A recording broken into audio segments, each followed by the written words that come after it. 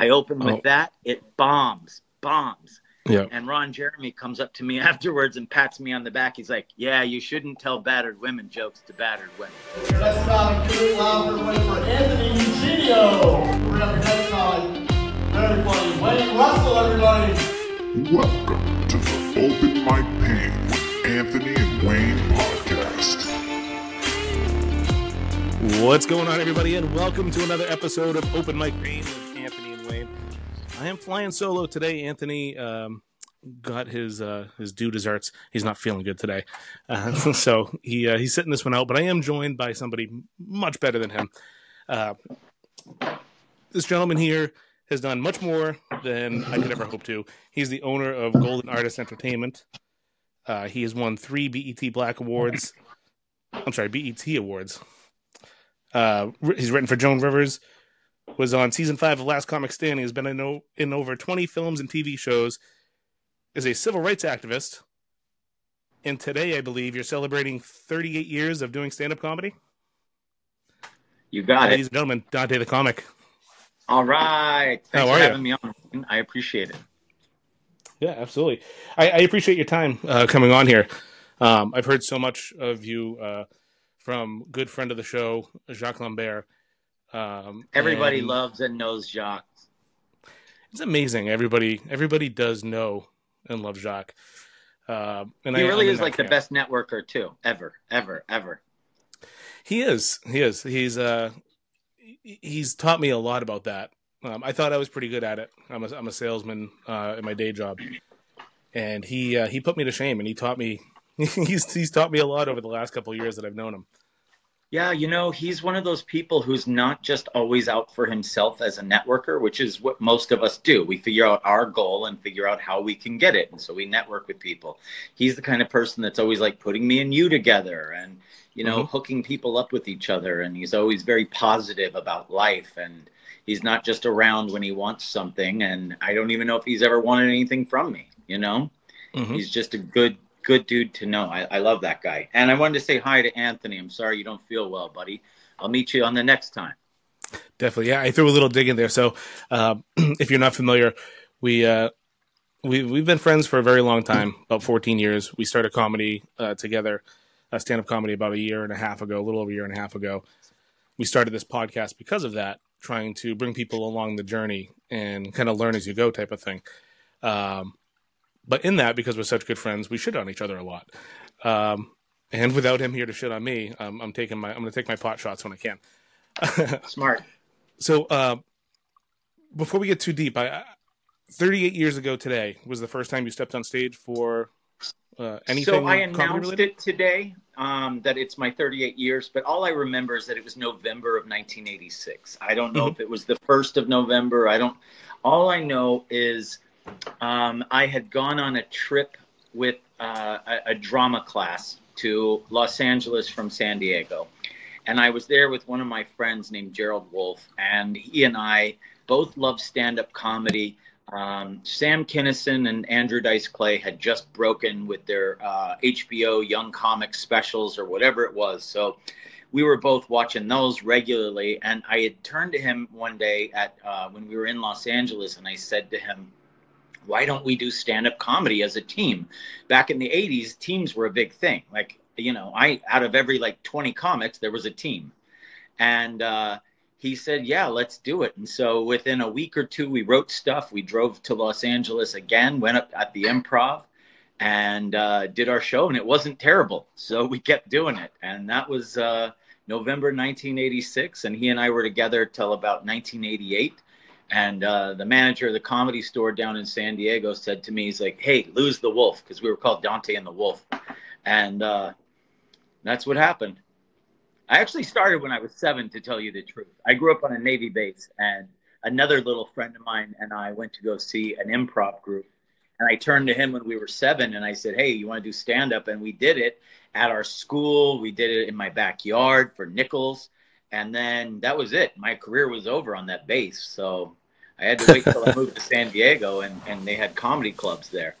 What kind of joke do you write as a 7-year-old? You know, so many jokes are about personal experiences. Do you remember So it was anything? actually pretty cute. It was he and I standing up in front of the crowd and saying things like, here's our impression of a television show.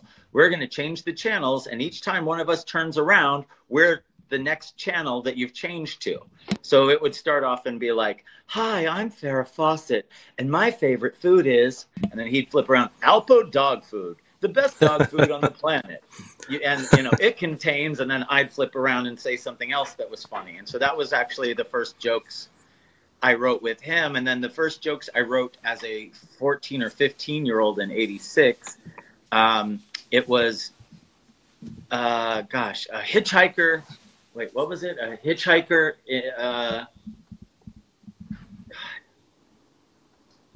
Hitchhiker in the Rain, okay? All right, now a Polish hitchhiker. Back in the 80s, by the way, making fun of Polish people was a thing. I don't know why. It's like how blonde jokes became a thing in the early 2000s. I don't know why. But anyway, so this was a Polish hitchhiker in the rain. Anyway, that was funny when I was 14. Yeah, that's awesome. Yeah.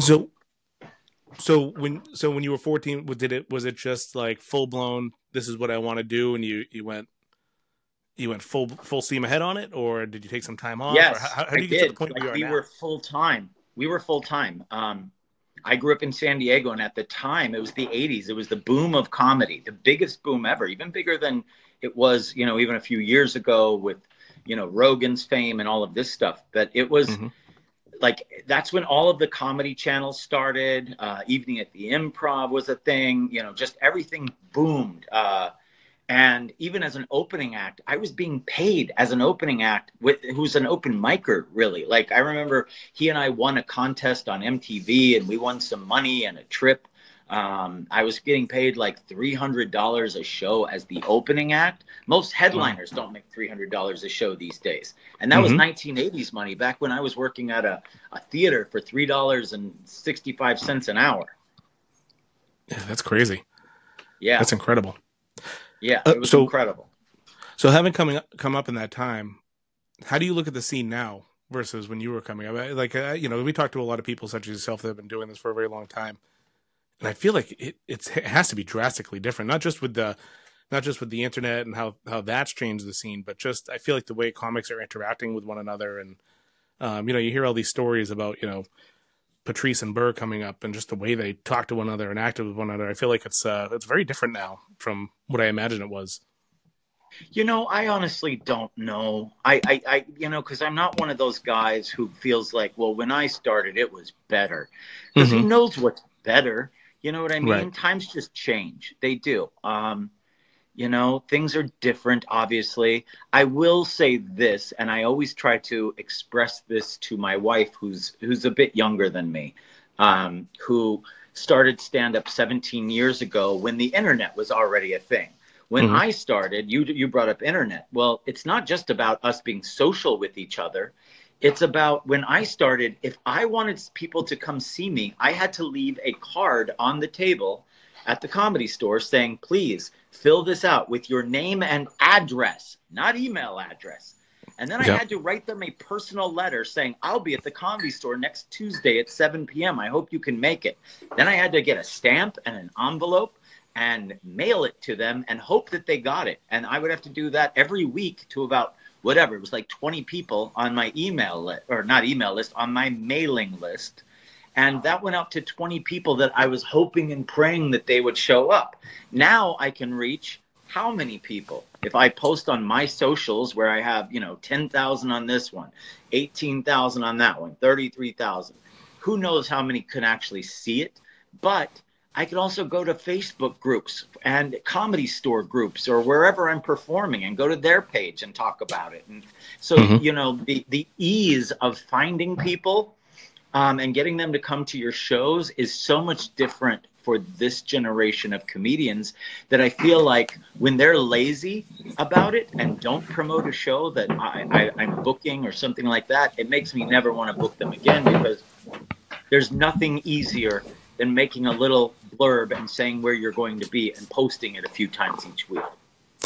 I agree. One of the things I wanted to talk to you about, with this podcast, for us being one of our goals is to share tips as we learn them, and we bring people such as yourself on to kind of share their experiences and tips.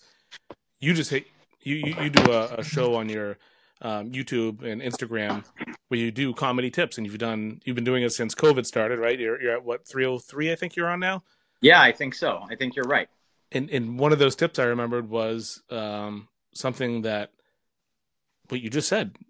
Post every show you're going to, and not a list of I'm going to be at this open mic, this open mic, this open mic, this show, this open mic. Make everyone special. It takes like 30 seconds, and bookers will appreciate that. And Anthony and myself, we've started kind of producing our own shows a little bit here and there. And the last one we did, we had 5 people on it, and I think 3 of them didn't post a single thing about it. And it was still successful. I mean, I was doing old school. I was hitting the road. I had little business cards made up. Me and Anthony had little business cards made up with a QR code, promo code. I was dropping those off at gas stations, Dunks, Starbucks, everywhere I could go.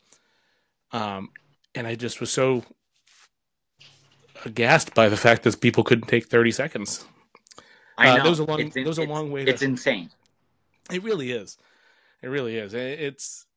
I don't know. I don't know why people don't do it, but it was a long way to say that that's just one of many tips that you're putting out there. And as Jacques calls it, it's a masterclass. It really is. I've come across so many great things that you may not even think of. Everything from where we are, starting open mics, starting to get on shows as openers, and maybe some longer 20-minute sets or whatever. And some of your stuff applies to people that have been doing it 20, 30 years that, maybe it's tough to change and you need somebody to tell you that. Right. There are things where I will tell comics, hey, look, maybe you're getting older. Don't do this. Don't say this, Don't make yourself seem older than you are. Or maybe I'm telling a new comic, hey, here's the mistakes everyone makes. Don't do this. Don't say this on stage. You're going to lose the audience like that if you say the word so. What do you guys want to talk about? Because that's one of the most amateur moves you can make, because now you're telling them, I don't have anything prepared. I heard that one as well. You're right. I did have I'm glad you mentioned that, because I forgot about it. I heard that one as well, and I agree with you 100%. I hate when I hear people say things like that, except one, Mark Norman. He does that. I see he does that, and I think he does it to write material in the moment or get ideas from material. I've seen many clips of him go, hey, what are we talking about? And I mean, he's pretty quick on his feet, but I'm sure he's the outlier in that scenario. But what are your thoughts on something like that? Yes, he is someone who's also done it for forever and can probably think on his feet and be funny with a phone book. So I'm talking to the people who can't, who are up there kind of running out of material and now letting the crowd know, I don't have anything else. Sure, if you're at an open mic and I just don't like the words, what do you guys want to talk about? Because no one's ever going to say, well, let's talk about this. They never do, They never give you anything, and you're sitting there begging for something, and they can tell, and it just keeps going down, down, down. So what gave you the idea to start that? Was it just being in lockdown and looking for some way to connect with? Yeah, 100%. It's funny, when I met Jack, he said that he found me because he saw me throwing things at the wall on the internet and seeing what would stick. Because at the time, I actually had another show, which I would have continued doing it.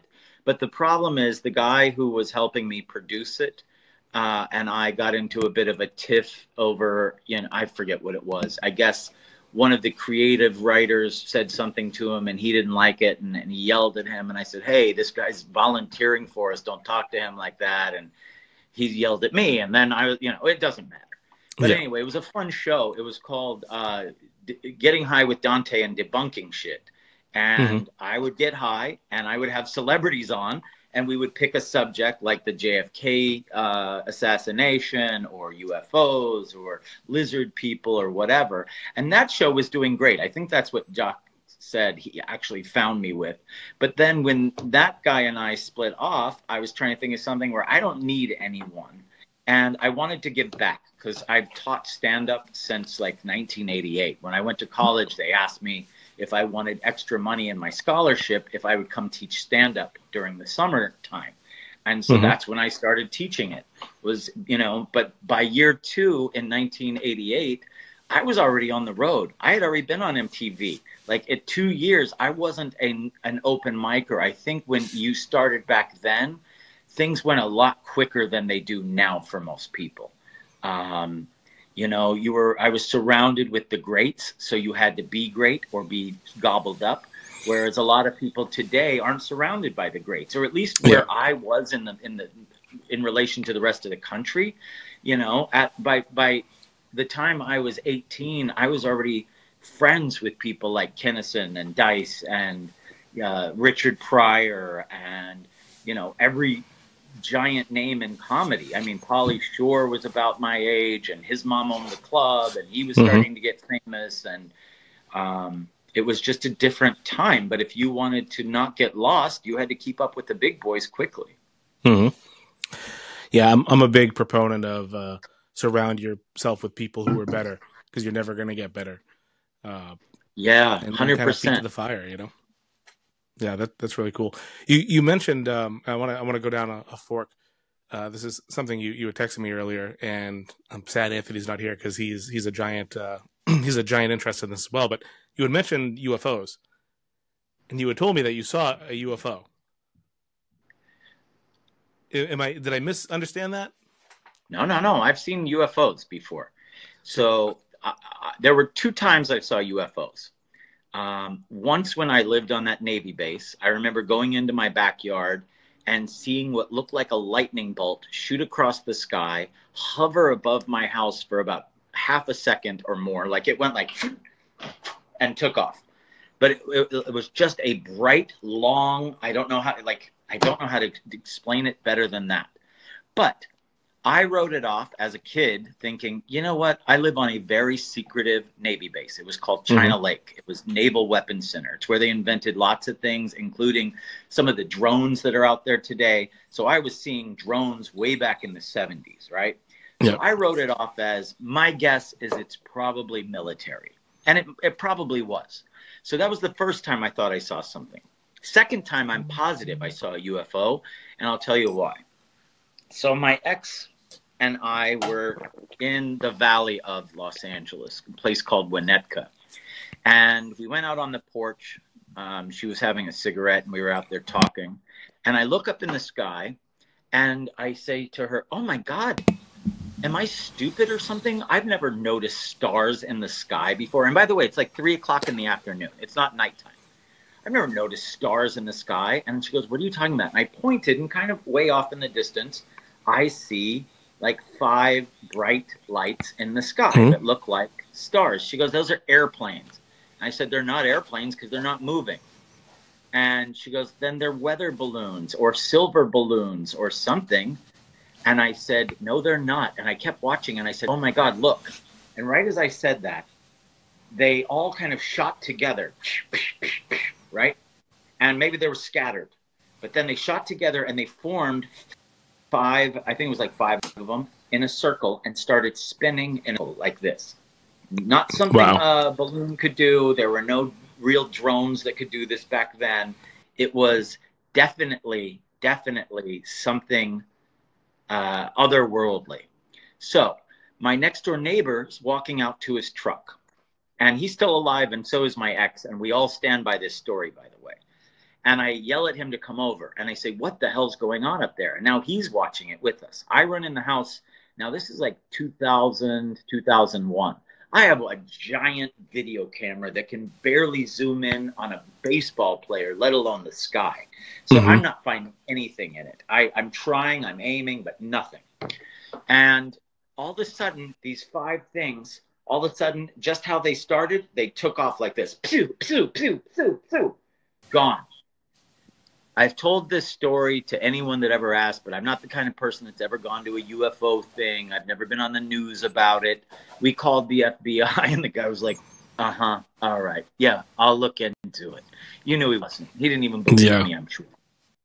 But anyway, it wasn't until about 5 years ago that my wife and I looked at something on television about UFOs, and people had filmed stuff. And we're watching, you know, everyone has their idea of what the UFO looks like and this and that. And then all of a sudden I saw 5 in a circle spinning around, and then pew, pew, pew, pew. And I went, oh my God, that's what I saw. And I played it over and over. And she was like, yeah, that's exactly how you've been describing it to me for years.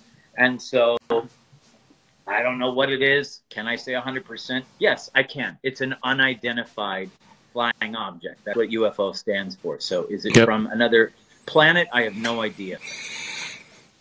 That's incredible. I've never, I can say I've never seen that, but I was walking my dog one night and I saw it was 4 lights just in the sky in different spots. I was like, what the hell is that? And then my dog got into something. I look over and I come back and they were just gone. I thought maybe they were like some of those floating lanterns or whatever that, you know, they light the candle and then went up. But yeah, like in Asia. But I don't think they would have all just disappeared that fast. So I don't know. Maybe it was, but and then that subject intrigues me more than probably anything ever. It's especially with everything going on now with David Grush and all that stuff. But keep a close eye on that stuff. I don't want to get too far. How could we believe that we're on this planet by ourselves when there's so many other planets out there? I think that's a silly thing to think. Yeah. You know?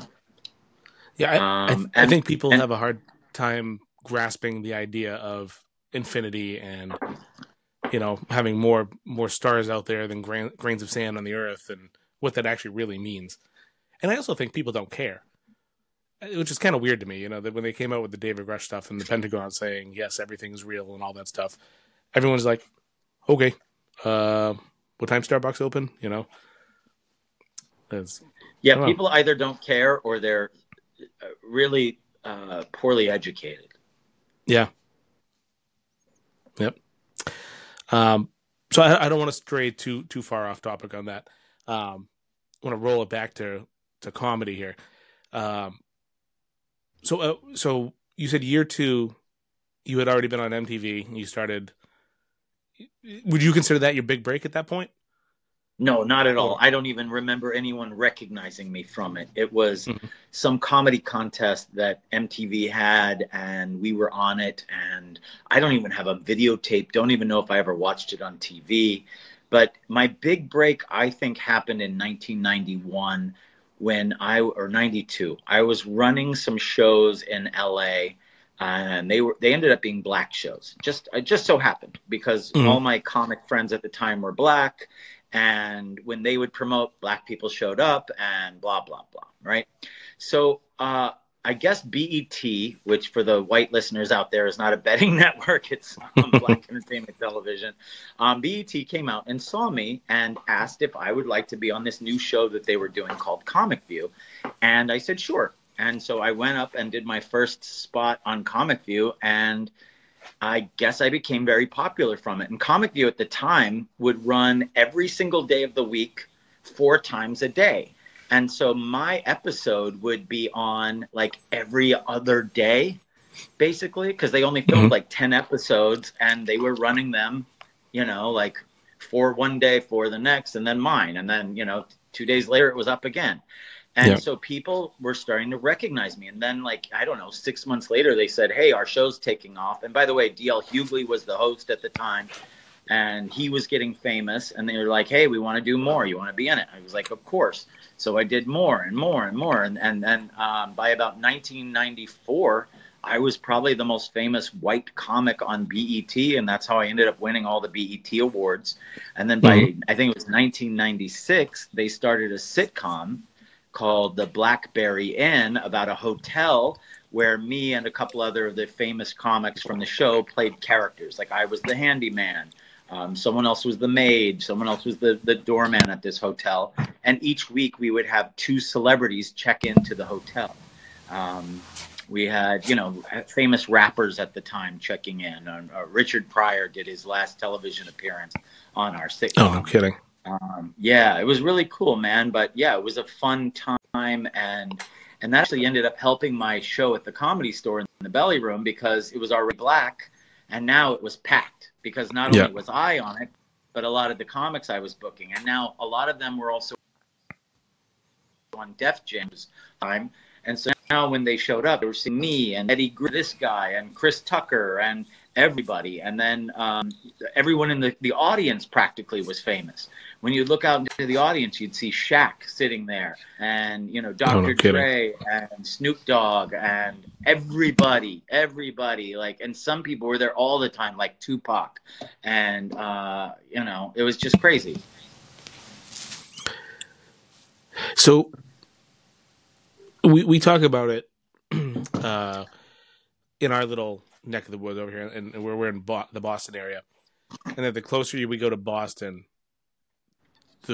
how much different it is doing comedy there than it is, you know, we're a little north of Boston, but, you know, the further away from Boston you go, it's a little easier. When you're in Boston, it's tougher. You have to be faster. They're a little more.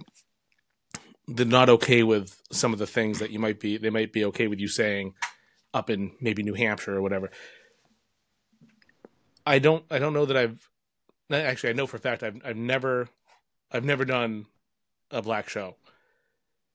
How different is it culture-wise? Sure. That's a great question. I'm glad you asked it. You know, I'll tell you how I started and why I feel like it's important to play rooms that scare you. So when I started in San Diego, do you know who Faison Love is? He's the big, heavy-set black guy from the movie Elf. He was Big Worm in Friday. He's in Couples Retreat. He's in everything, right? Mm-hmm. He and I went to high school and junior high school together. And at one point said to me, hey, do you want to come play this club? It's over by our house, because he lived by me. It's called Smokey Gaines Nightclub. I guess Smokey Gaines was an ex-Charger football player that bought a bar, and it was an all-black bar. And so I went with Faison, and I just thought, hey, I'll get up there and do my regular show. And I bombed, you know, like I could tell my material was too white for the room. I was saying all the wrong things. I probably referred to them as you people, you know, all the wrong things that when you don't know what you're doing, and you're also, I was like 15 or 16. I was a dipshit probably. And so anyway, Faison said, man, you were terrible. And I was like, I know. Thanks a lot for pointing that out. The audience told me immediately. They're a black crowd. That's what they do.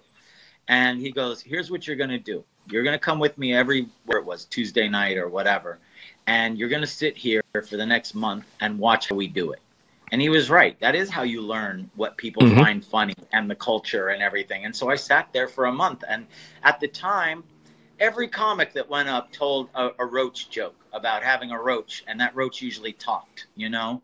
Yep. And so I wrote some roach jokes. And then, you know, everyone who went up talked about this and had a mama joke if someone heckled them. And on and on and on. So I ended up writing like a 5-minute set. And when I returned a month later, they loved me.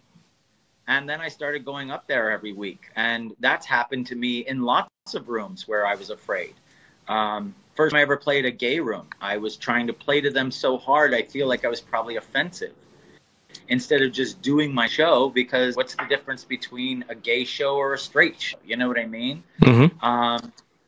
And so, you know, when you do have an all one type of audience, all female, all male, all black, Hispanic, Latino, or whatever, you do have to, you know, maybe make reference to it, but it doesn't mean you have to necessarily change all of your material.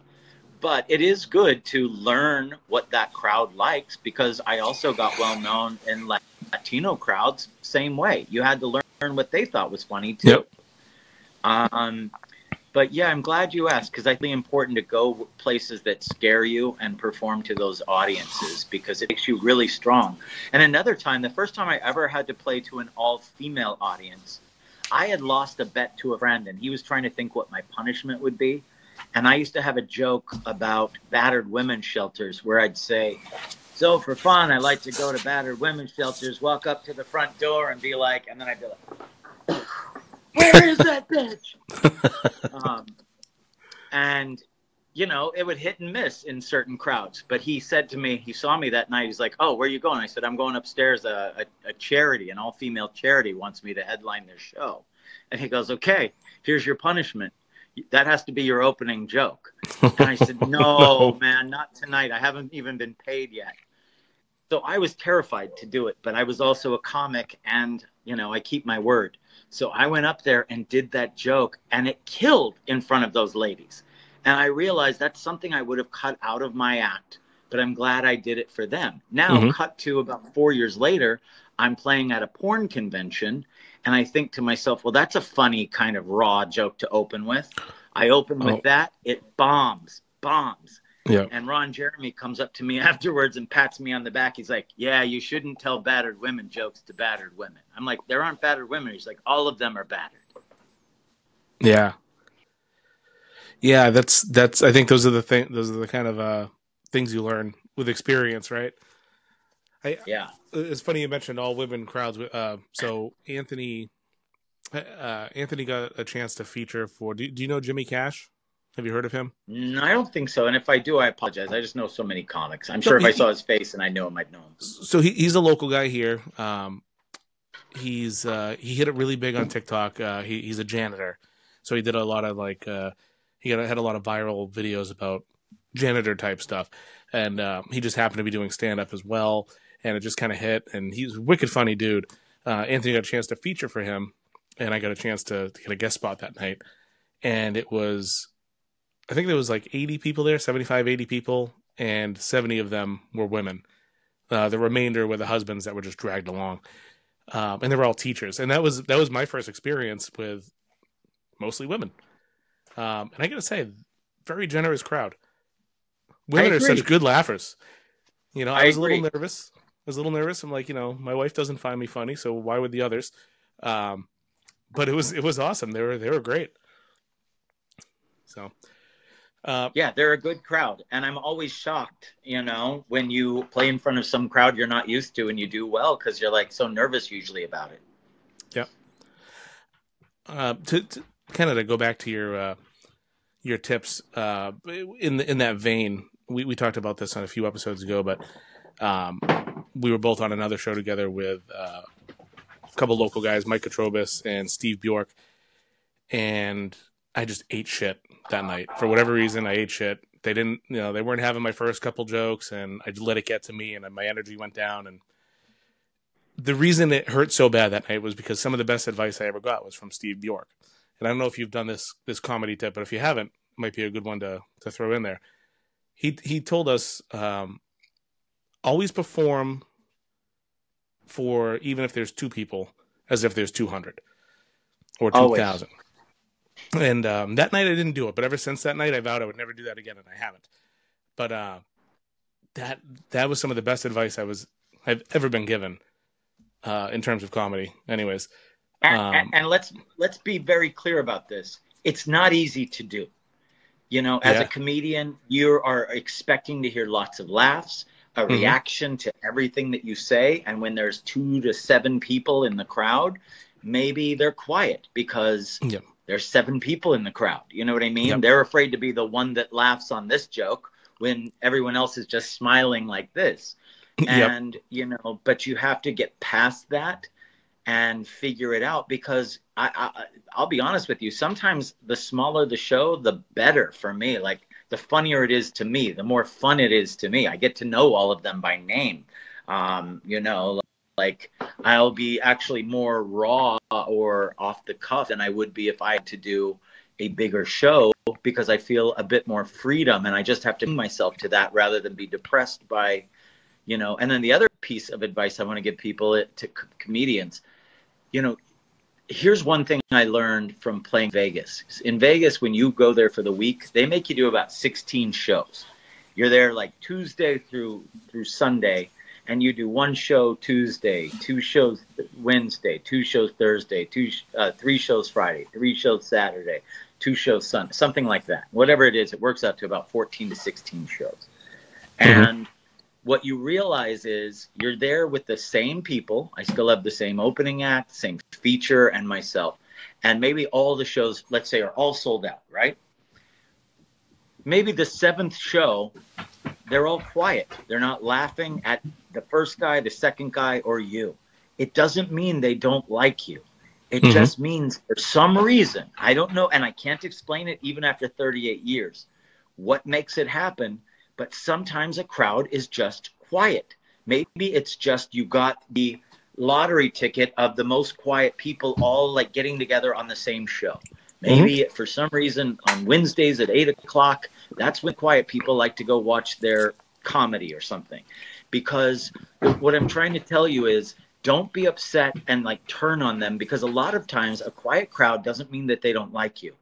I have gotten off stage sometimes with a quiet crowd and then got a standing ovation after I thought they hated me the whole time. Oh, wow. Or maybe I sold more merchandise at the end of the quiet show than I did where everyone went crazy at the 8 o'clock Saturday, because they were just quiet, but they still liked you. So your point about being good in front of them, whether it's 2 people or 200, also goes to, and if they're quiet. Yeah, that makes a lot of sense. We just had, or I should say, I just had an interesting weekend a couple weeks ago. Anthony and I both made it into a finals of a local contest. I had done 7 minutes in the finals. I was in the top 3. So Congrats. I got asked to go back. I'm sorry? Congratulations. Oh, thank you. Yeah, it was a good time. So, I was on cloud 9. I was feeling pretty good. They asked me to come back the next night. They had a show the next night. So I went and I did 7 minutes again. Same exact 7 minutes, but the crowd wasn't having me. It was an interesting feeling. I did the same set. The guy was like, "Hey, do the same set. You almost won. Just do the same thing." And it was crazy that you're pulling from the same general population. So you would think you'd have a similar reaction every single time. But the way I kind of explained it to people was, it's like you have a gallon of milk, right? And you're going to get 20 glasses of milk out of that. And for some reason, there's 2 glasses in the middle there somewhere that just come out spoiled.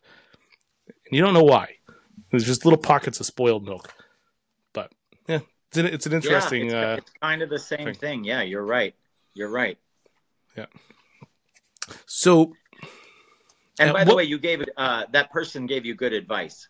I run a comedy contest and I judge them all the time. More judges want you to do the same material than they want you to switch it up. That's the truth. We want to see you be able to do it twice. We want, and also, even if there's different judges, do your best at a show. Like I'll see someone who just kills and makes it to the finals, and then they change their material and they end up in like last place. I'm like, I thought I was going to win. I'm like, dude, I thought you were going to win until you did that material. Like, had you done your killer set, you would have won. Yeah. You have different judges, different audience. Why not do the same material? They haven't seen it. It's not like you have a Netflix special. Yeah, I think my mentality that night, I was like, I was thinking about doing other things because I wanted that booker to see that I could do. I had more than just that 7 minutes. But you bring up a good point. You want to see the consistency as well. That it wasn't just lightning in a bottle that night, right? Yeah. Absolutely. So as a booker, so here's something, because we're in that stage now where we're starting to get booked and we're trying to spread our wings to other bookers. What are you looking for most when somebody reaches out to you? I know your answer because I watched the tip, but for the people who haven't, what are you looking for most when somebody is reaching out to you for, hey, this is who I am. I would like an opportunity with you. The truth of the matter is, I want to see your best, but I also don't want to be a detective. And I hear that same line from a lot of booking agents. And what they mean by that is, a lot of people send me their stuff, right? Even as an actor, because I'm a manager as well. So I manage actors and comedians. And when people send me their stuff for bookings as a comedian, a lot of times it's an email saying, hey, this is Funny Joe from Oklahoma. I would love to perform for you sometime. Here's a link to one of my 5-minute sets at my website. So go to my website. You'll find it right there. I can't wait to hear back from you. Now, a lot of people who are listening to this is like, hey, that sounds good to me. He told you his name and where he lives, and he sent you a set that he said, go to the website. And my answer is no, he didn't. there are so many questions I have for this guy. Yeah, I know his name, and I know he lives in Oklahoma, and I know he has a website. But now I don't know what page his video is going to be on his website. I don't know if he's white or black, Hispanic, whatever, because all he told me was his name. So now when I go to his website, maybe I'll find what he looks like. Hopefully there's a picture and his whatever. But as of right now, I don't know if he's old. I don't know if he's young. You know what? He also didn't tell me what position he's in. So if you send me a 5-minute tape and you have a killer 15, that means you're an opening act. And if I'm thinking, all right, I'm going to book him as a headliner, I might misbook him and he'll accept it because he thinks, oh, he must think I'm so great that I'm a headliner. And now I've just booked a 15-minute act to do an hour. So there's a lot missing in that. And what ends up happening, and one of the things I say is, if you make us do detective work, we're just going to move on to the next person who's smart enough not to make us do detective work. Give us all the answers right there. I'm a headliner, but I will also feature and open. I can do this much clean. I can do this much dirty. I live in this town, but guess what? I have enough miles. You book me somewhere, I'll fly out. I don't care if it's low money. Just sort of give us all the answers.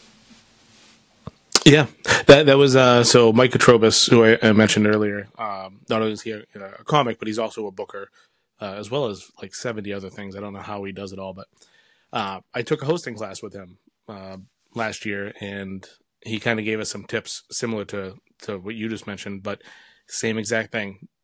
Don't leave any room for questions there. Give them everything. Give a booker everything they need without having to do the detective work. Because how many emails are you getting a week? 100 emails, 50 emails, whatever it is. Yeah, that's great advice. Yeah. Thanks. I had a question. I like your background, by the way. It's pretty cool. I like that you're in the center of the target. Like the scope.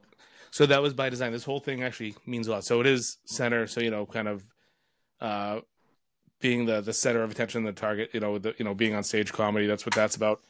These here, me and Anthony used to dream about doing stand up and talk about it while playing video games. So we have player 1, player 2, and then obviously our, all the tags and everything. But yeah, we have a banner like this for when we put on shows as well, but it's black and kind of like neon with the big target, and everybody that performs in front of it, they go, I don't know if I want to be in front of that target. But very cool. So you do shows yourself where you bring the banner out? Yep. So we started producing, running shows for local bookers. We have a PA system and backdrop and all that stuff. And we were doing it pretty successfully and efficiently. So we were like, maybe we'll try our hand at it, try not to step on any toes or anything, do something locally. I live in a small town in Massachusetts, not a lot going on here. I ended up going to a baby shower. It was a function hall. I talked to the owner. I was like, hey, have you guys ever thought about doing comedy? He's like, no, but they had years ago, but we haven't done it in a while, so let's go for it. We did that. We did a show at a campground for a guy that I work with. They do comedy every year, but he's like, we want to try you guys out. I've seen you and all that. So we're taking it slow. We're not trying to step on any toes or anything. We're trying to find our own spots. That's very cool. Interesting question. So you're in LA, right? Yes. So out here, I know out there you have a lot of comedy clubs, like traditional clubs. Out here we have a lot of Chinese restaurants, breweries, function halls. Trust me, I've been there. I've been to the Chinese restaurant comedy club, and I've played laughs. And I know the area very well. Yeah, it's an interesting scene, but it's one of the top scenes and always has been. Yeah, and right now it's booming for sure. But do you have stuff like that out there? Are there bookers that are doing like pop-up shows in breweries and dispensaries? Yes, absolutely. Things like that? Of course. Every night of the week, you could go up at a big show or an open mic at about 20 different places in Los Angeles outside of the major comedy clubs, from breweries to bars. There used to be one at a laundromat where people set it up and did comedy comedy in a laundromat while people were doing their clothes. That's incredible. Yeah, every restaurant in town has one night. Usually, like there's Genghis Cohen's. It's a Chinese restaurant that even has an actual stage and back room for comedy. Like, yeah, kind of That's like awesome. the place in Boston, that Chinese restaurant. That's an actual kind of comedy club. At least Yeah, it has been for a long time. Yeah, there's a couple. There's Kowloon's in Saugus, right outside of Boston. And then Yeah. actually where the contest was that I was in, the Wicked Funny in Andover at the China Blossom. And I'm actually doing another Chinese restaurant in a couple weeks in Hudson, New Hampshire, at the Soho. That's called the Soho. They've been doing comedy there for a while, but there's something about this area with Chinese restaurants and comedy. They go like peanut butter and jelly. Yeah, and I think it's Calhoun's. I like their food too. We stopped there and ate the last time we were there. Yep. And aren't they open like all night? I think they're open very late. I don't know if they are now. I think they shut down for a little bit during COVID. I haven't been there since, it's probably been like 10 years now. But I remember going there and seeing all the pictures on the wall, Seinfeld, just everybody on the wall, everybody played there. Yeah, everybody. Yeah, wild. If those walls could talk, I'm sure. So yeah, we're getting close to wrapping up.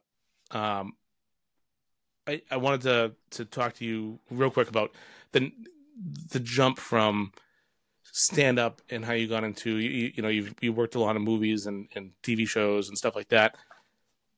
Where did was that always the intent when you got into stand up? Was I want to move up to that, or not move but move to that? Or did that just kind of fall in your lap? I started as a kid also acting right around the same time that I started on the Navy base at 7. I think a year later I was a munchkin in an adult version of The Wizard of Oz in my little town, and always wanted to act. And like I said, my comedy partner in high school, we were in drama class together, and I did a million shows in high school where I was the lead.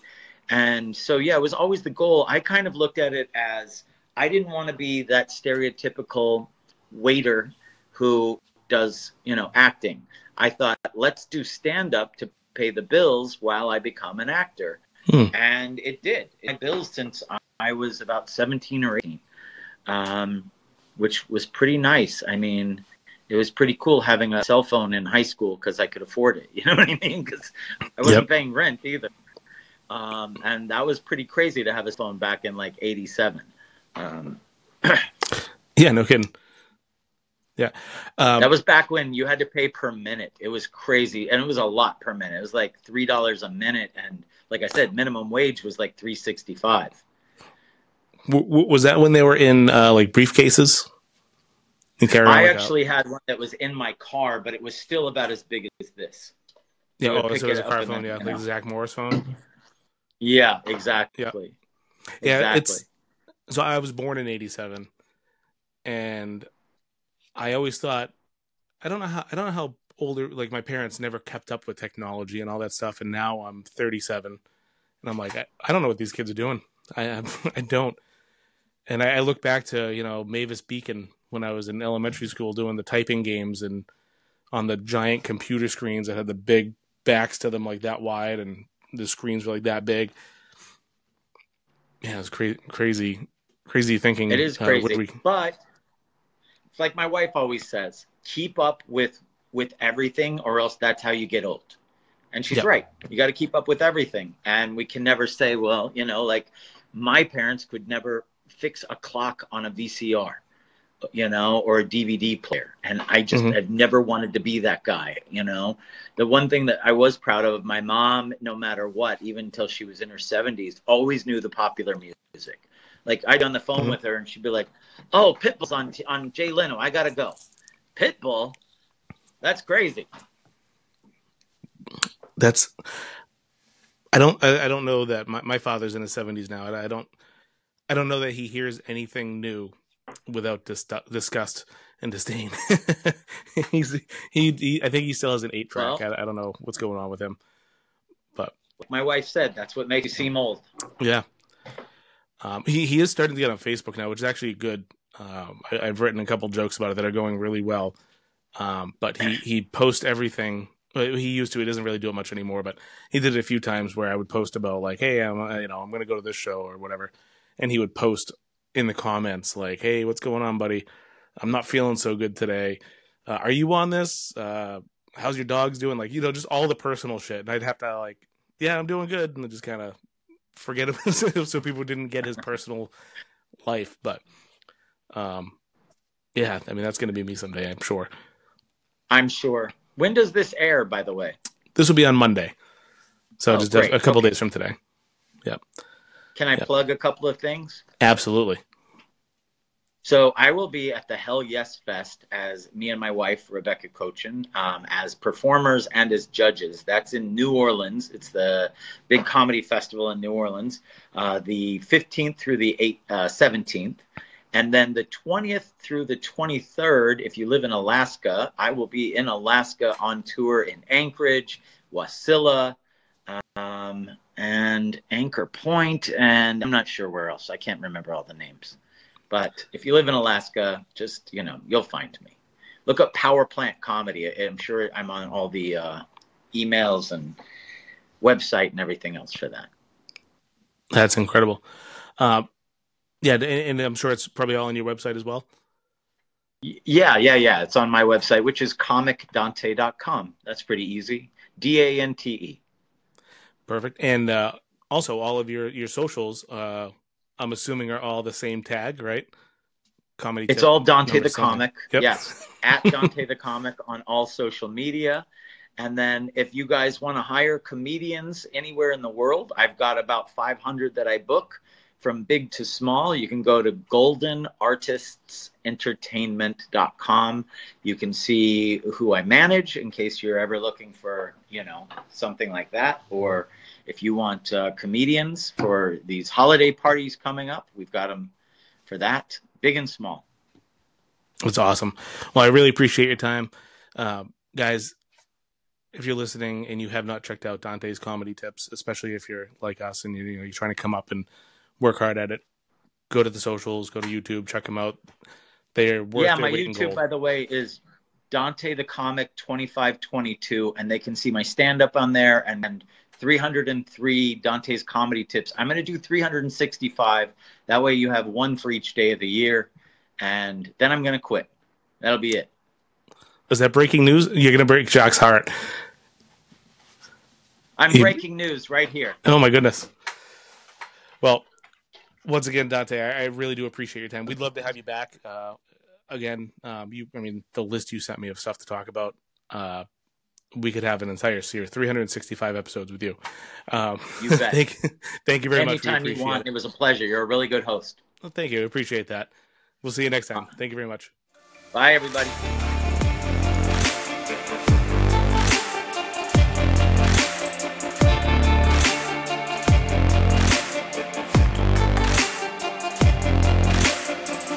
Hi, I'm Farrah Fawcett, and my favorite food is Alpo dog food, the best dog food on the planet.